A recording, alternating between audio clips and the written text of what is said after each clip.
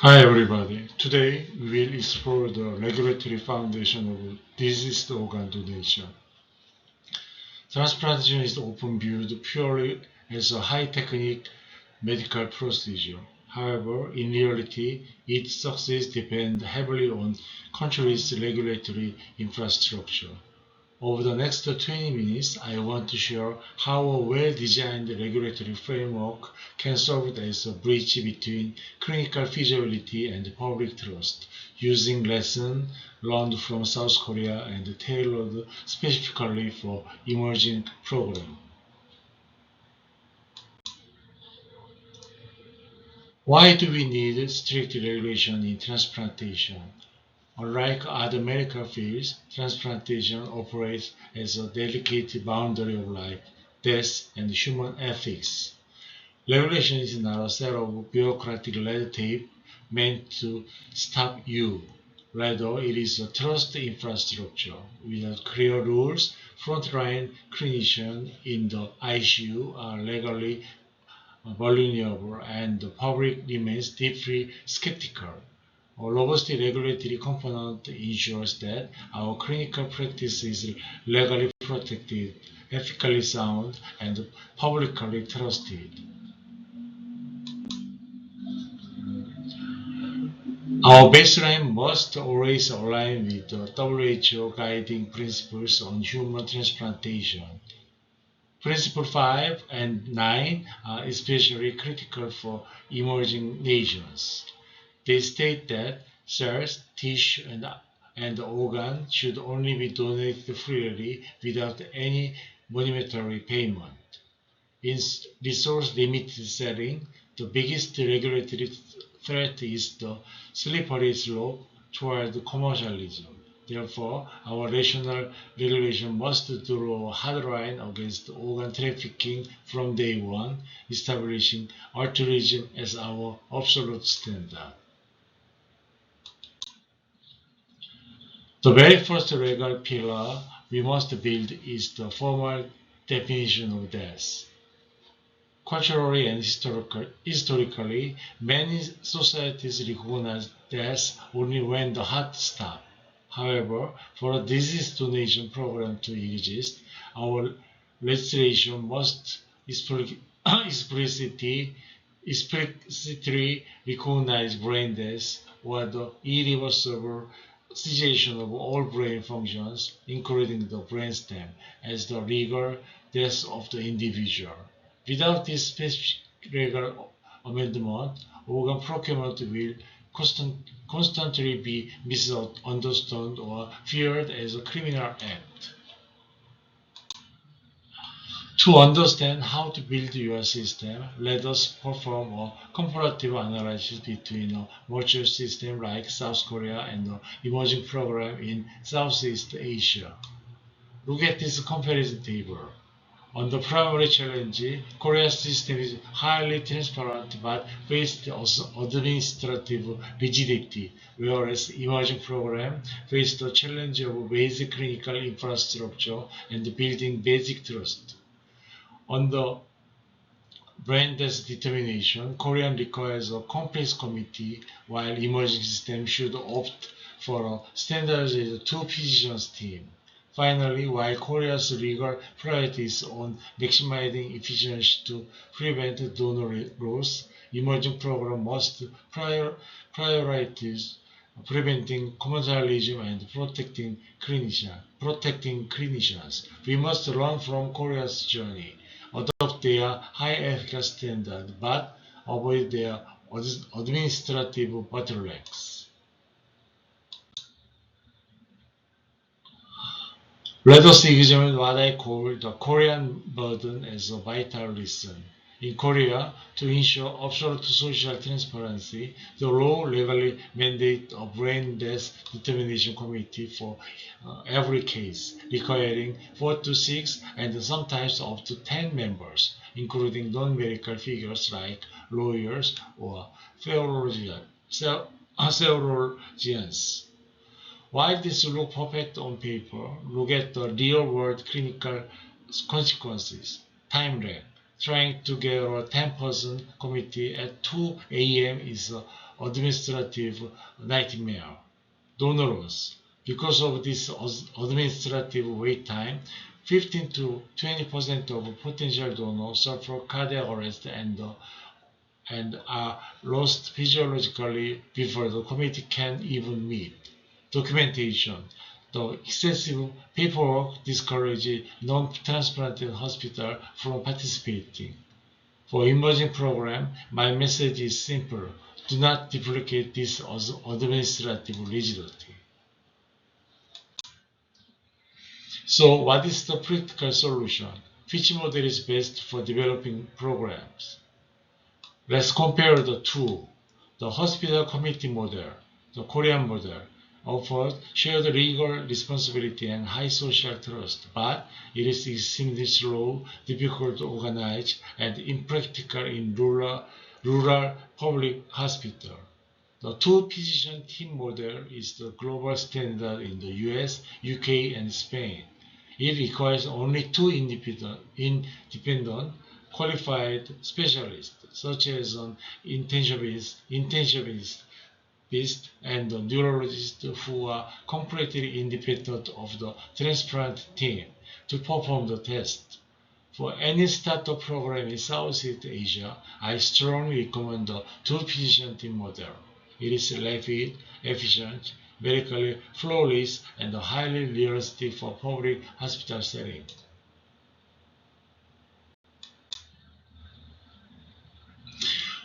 When designing your law, you must choose a consent model. Globally, many mature systems utilize opt-out or presumed consent. However, for emerging programs, an opt-in or explicit consent model is far safer. It builds trust through active, respectable family engagement. But we must also acknowledge the cultural reality. In most South and Southeast Asia culture, the family veto is an absolute social reality. Even if a patient registered as a donor, if the grieving family strongly object, medical team will not proceed. Your regulation must respect this social reality. Do not fight the family. Train your transplant coordinator to counsel them with empathy.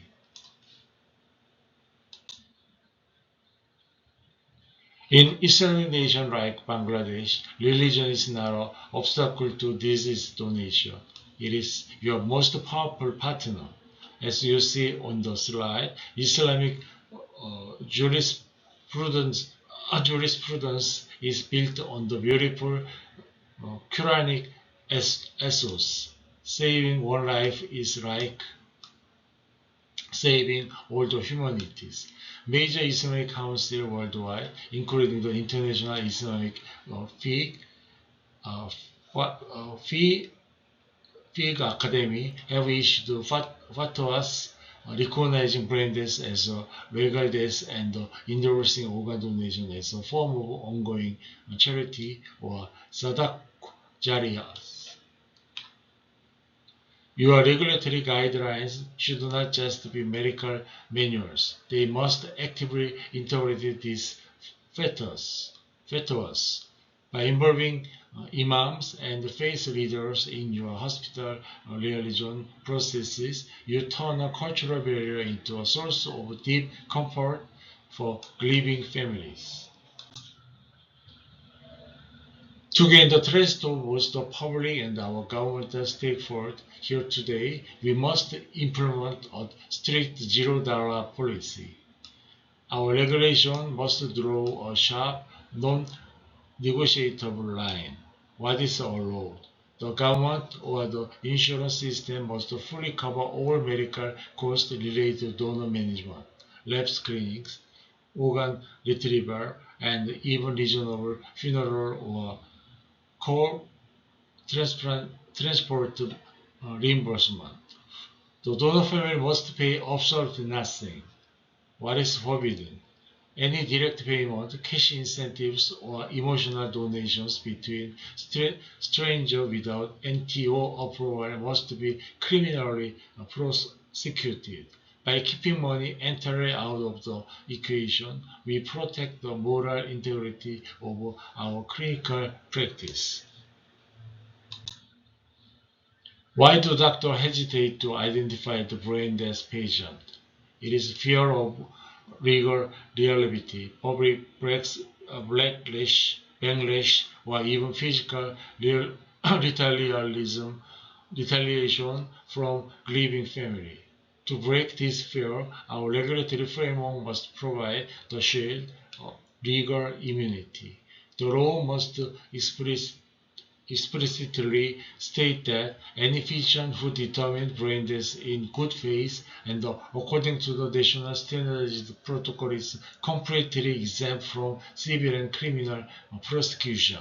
Furthermore, the declaration of death should be backed by the National Transplant Organization, taking the legal burden off the shoulder of the individual ICU doctor.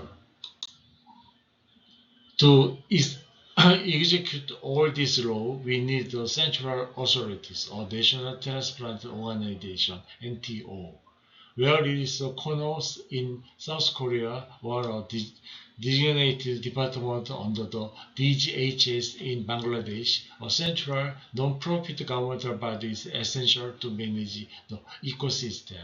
The NTO must be responsible for managing the national waiting list to prevent favoritism, accrediting and auditing hospital transplant center, allocating retrieved organ using automated unbypassable computer algorithm, and managing biovigilances, tracking long-term outcome to ensure patient safety. Let us look at how fair allocation actually works. It is governed by mathematical fairness, non-human discrimination. We utilize the equity index formula as shown on the slide. The patient score is calculated by weighing medical urgency, waiting time, and tissue HLA matching. We also allocate regulatory bonus point or priority for pediatric patients to ensure social justice. When this formula is calculated automatically by the NTO computer system, it eliminates the corruption, bias, and the suspicion that organs only go to the rich or politically connected. This is how we prove to the public that our system is absolutely fair. Regulation is also about equal control and patient safety. Every organ retrieved must have a unique ID system similar to biological barcode. This ensures absolute traceability from donor to recipient. Our quality protocol must mandate strict standardized screening for infectious diseases like HIV, hepatitis B and C, rigorous monitoring of cold ischemia time during transplant, or mandatory post-transplant registry. If a recipient delivers a donor-derived complication a year later, traceability allows us to immediately identify the donor and protect all other recipients of organ from the same donor.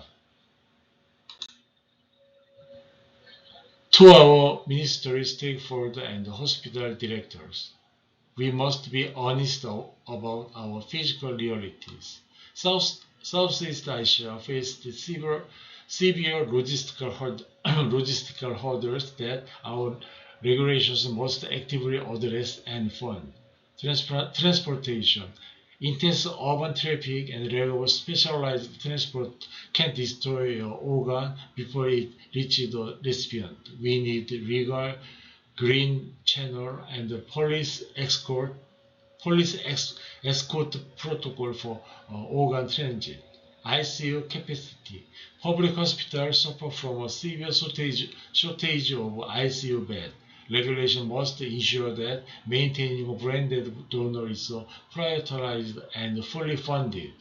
Coordination. We desperately need a legal framework to train and certify transplanted coordinator. the vital human bridge between the grieving family, the ICU, and the surgical team. In conclusion, how do we begin? I present you a realistic 5-year regulatory roadmap. For year one, establish the legal framework and codify the standardized brain death protocol. Year two, formally establish your Central National Transplant Organization (NTO). Year three, focus on maintaining OPO teams and establishing standard operation procedure (SOPs) in tertiary hospital. Year four, roll out public awareness campaign, formally integrated religious fatwas, and launch the donor registry. Year 5, transition completely to the highly efficient physicians-based determination model. I want to finish now. Let us now not build a perfect law that remains dead on paper. Let us build a practical, agile, and protective system that saves lives at 2 a.m. in our ICU. Thank you very much for your time and dedication to saving life. I always welcome to you to give me the question about my presentation. Thank you again.